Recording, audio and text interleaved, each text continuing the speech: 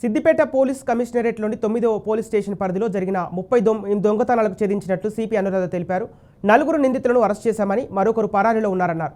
నిందితుల నుంచి 40 తులాల బంగారు ఆభరణాలు, 55 తులాల వెండి, 4 బైకులు, 2 సెల్ ఫోన్లు, 33 లక్షల విలువైన వస్తువులను సీజ్ చేశామన్నారు.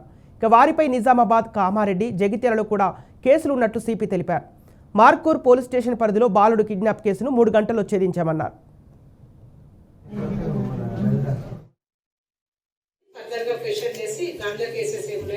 చెప్పి పంపించాలా?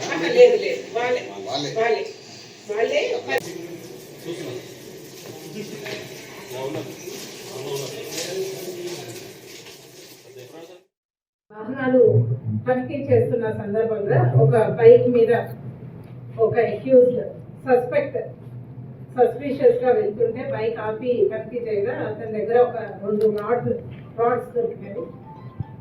రాడ్స్ దొరికిన తర్వాత అతన్ని ఫర్దర్ క్వశ్చన్ చేస్తే అతను కన్ఫెస్ చేయడం జరిగింది.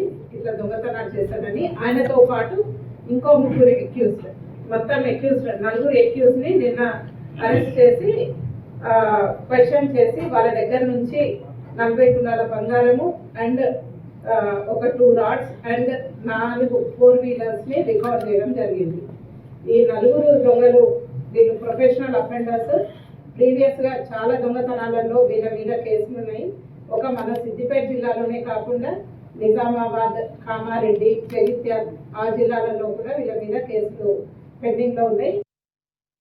వాహనాలు తనిఖీ చేస్తున్న సందర్భంగా